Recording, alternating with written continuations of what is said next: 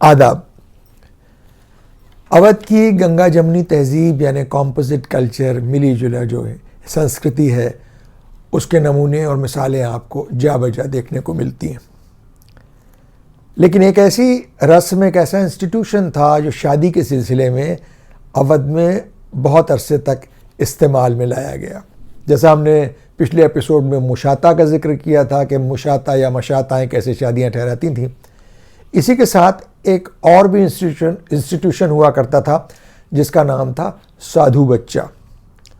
अभी आपको नाम से ही मालूम हो रहा होगा कि ये साधु बच्चा क्यों कहा जाता था। इसको साधु बच्चा इन लोगों को इसलिए कहा जाता था क्योंकि ये लोग ख़ानदानी तौर पर ये काम करते थे कि ये पूरे ख़ानदान और पूरे खानवादों के जो थे और पूरी क्लान्स के शजरों को मेंटेन करते थे, यानी जो वंश वृक्ष होते हैं, जो फैमिली ट्रीज़ होते हैं। इनकी शुरुआत तो असल में महलों की शादियों से हुई थी कि जब किसी नवाब के यहाँ या किसी हुक्मरां के यहाँ या किसी फरमारवाए वक्त के यहाँ दूसरे किसी बादशाह के यहाँ शादी जब तय होती थी तो इन लोगों को बुलाया जाता था और इनसे दरियाफ्त किया जाता था कि जिस लड़की से शादी हो रही है या जिस लड़के से शादी हो रही है वो निकाई बीवी का है या मुताई बीवी की लड़की है या परीखाने की है या महल की है, वगैरह वगैरह। ये लोग जो थे बनारस के पंडों, काशी के जैसे पुरोहित होते हैं या गया और हरिद्वार में जो पुरोहित होते हैं, जो हज़ारों साल का, सैकड़ों बरस का एक हिसाब रखते हैं पूरे ख़ानदानों का, अपने जजमानों का, उसी तरह से ये साधु बच्चे जो थे ये पूरे ख़ानदानों के शजरों को याद रखते थे, हिफ्ज़ कर लेते थे। उनको ज़बानी याद था, कहीं कोई लिखा विक्का नहीं होता था इनके पास। इसीलिए क्योंकि इनकी ये जो अदा थी, जो काम करने का जो स्टाइल था वो पुरोहितों की तरह से था, इसलिए इनको साधु बच्चा कहा जाता था। एक अरसे तक ये लखनऊ में काम जारी रहा। हमने अपने बचपन में एक आखिरी साधु बच्चा जो शहर के थे उनको देखा था कंघी वाली गली में। उनका नाम हमें याद नहीं है। वो कश्मीरी थे, बहुत लंबे से और दुबले पतले से, और उनके पट्टे नुमा बॉब ढेर जैसे होते हैं, सुनहरे बिल्कुल बाल थे, रुपहले बल्कि बिल्कुल सफ़ेद बाल थे, चांदी जैसे उनके। और वो जब आप कंघी वाली गली में दाखिल होते हैं, यानी इधर से ख्वाजा नजमुद्दीन रोड से जब नीचे ढाल से आप उतरते हैं तो थोड़ा सा आगे चल के बाईं तरफ को कज़लबाश हाउस का फाटक है, उसके सामने एक छोटा सा मैदान सा है। वहीं वो जाड़े के दिनों में, यानी सर्दियों में, वहीं बैठा करते थे धूप में, और किसी ने किसी का नाम लिया वो उसकी 4, 5, 6 नस्लों के बारे में बैठे हुए बयान कर देते थे। उनकी शक्ल हमें कुछ याद है, जैसे खान अब्दुल गफ्फार खां थे, खूब लंबी नाक, उतनी लंबी नाक तो नहीं थी उनकी, खूब खुलती रंगत, और वो वहीं बैठे रहते थे। वो आखिरी साधु बच्चा थे यहाँ के लखनऊ के। अब साधु बच्चा भी मशाताओं की तरह कुछ अजीब हरकतें भी किया करते थे। मसलन उनको पैसे दिए जाते थे ख़ानदान के बारे में पूरी बातें दरियाफ्त करने के लिए। अगर उनको हस्ब दिलखार यानी मन मुताबिक अगर उनको पैसे नहीं मिले तो वो बीच में थोड़ा सा एक ऐसा जुमला कह देते थे कि जो आदमी के जो उम्मीद का गुब्बारा था उसमें पिन लग जाती थी और हवा निकल जाती थी। मसलन उन्होंने बातें करते करते कहा कि अरे साहब वो सब तो ठीक है, बहुत अच्छा ख़ानदान है, बड़ा आला ख़ानदान है, मगर ज़रा माँ की तरफ से, खैर छोड़िए अब क्या हम उसके बारे में बताएं, और कौन सी किशमिश है जिसमें कोई डंडी नहीं होती। ये कह के उन्होंने सबको तशवीश में डाल दिया। क्या है वो कह रहे हैं, साहब बताइए माँ की तरफ से। उन्होंने कहा हमसे ना पूछिए, बहुत अच्छा ख़ानदान है। ये कह के वो वहाँ से उठ खड़े हुए।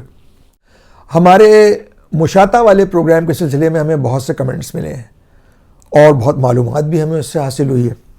समीर अरबी साहब जो रहने वाले सीतापुर और खैराबाद के हैं, अवध के ही, वो आजकल किसी अरब मुल्क में रहते हैं। उन्होंने हमको बताया है कि कस्बों में मुशाताएँ नहीं होती थीं बल्कि नावनें होती थीं। नावनें होती थीं जो जाके शादियाँ वगैरह ठहराती थीं।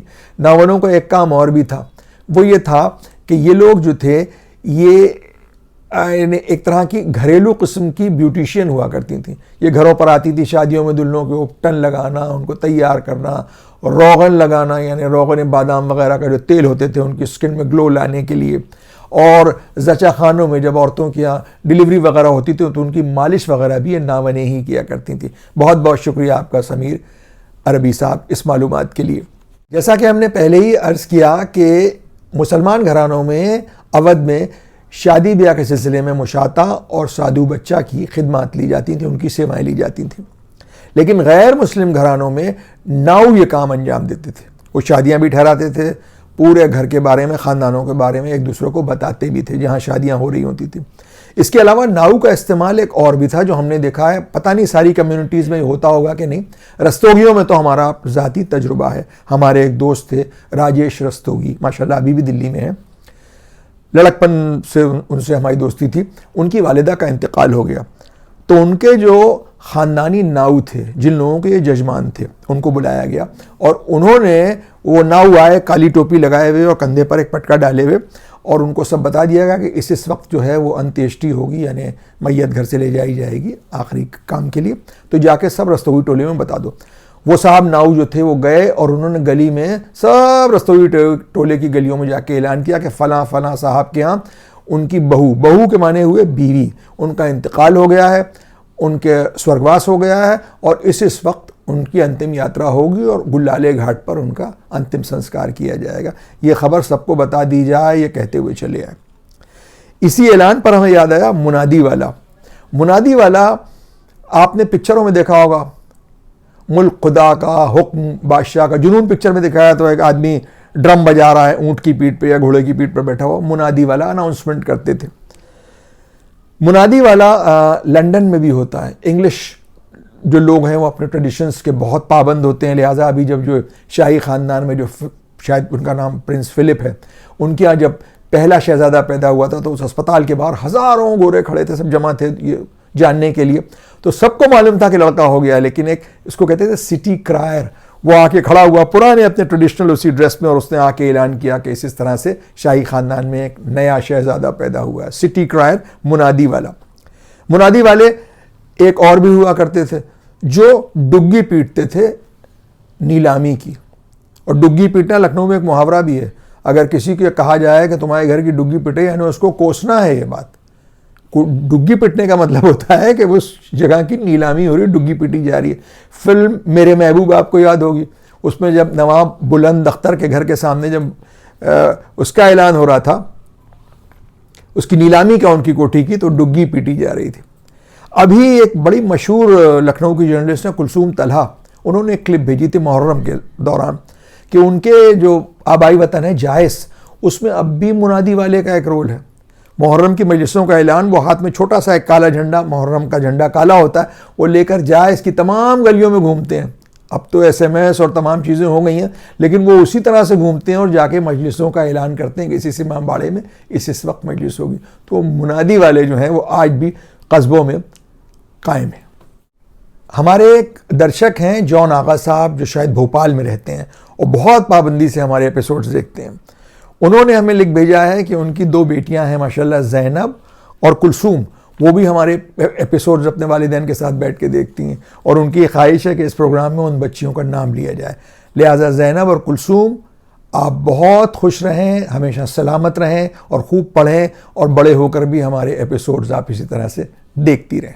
चलते चलते लखनऊ की बावर्ची खाने के कुछ तरीक़े थे, यानी किचन एटिकेट्स, उसके बारे में हम आपको बताते हैं, जो आज भी बहुत हद तक बरते जाते हैं। उमूमन आपने देखा होगा कि जो कवगीर होती है, जो बड़ा चमचा होता है, उसको प्रेशर कुकर या पतीली के ऊपर साफ़ करने के लिए उसको ठोकते नहीं हैं। समझाया जाता है कि इसलिए उसको उस पर नहीं बजाते हैं, उसकी थंपिंग नहीं करते हैं कि पतीली की कगर पर या प्रेशर कुकर की जो कगर है उस पर उस चमचे के निशान आ जाएंगे और अच्छा नहीं मालूम होगा।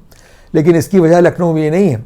लखनऊ में वजह यह है कि ये एक तमीज़ की बात ये थी कि हमेशा इस बात का ख्याल रखा जाता था कि घर के बाहर आपके खाने पकने की आवाज़ नहीं जानी चाहिए, क्योंकि बावर्ची खाने जो थे वो बिल्कुल डेहड़ी के करीब हुआ करते थे।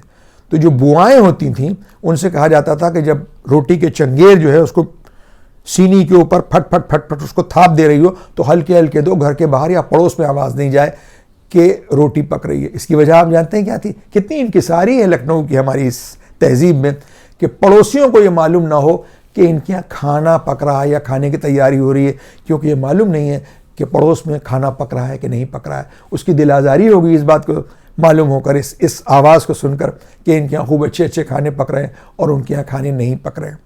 तो आप ये देखिए लखनऊ की तहजीब की कैसी इंकिसारी और कैसी मोहब्बत और कैसी हमदर्दी का ये एक अंश है कि जिसको आज भी लखनऊ में बहुत हद तक बावर्ची खानों में बरता जाता है।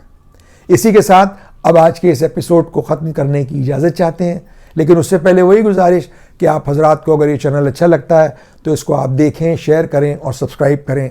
बेल का आइकन दबाना बिल्कुल ना भूलें ताकि आपको फ़ौरन और टाइमली नोटिफिकेशंस मिलते रहें। अगली मरतबा आपसे फिर मुलाकात होगी किसी नए मौजू के साथ। तब तक के लिए इजाज़त, आदाब।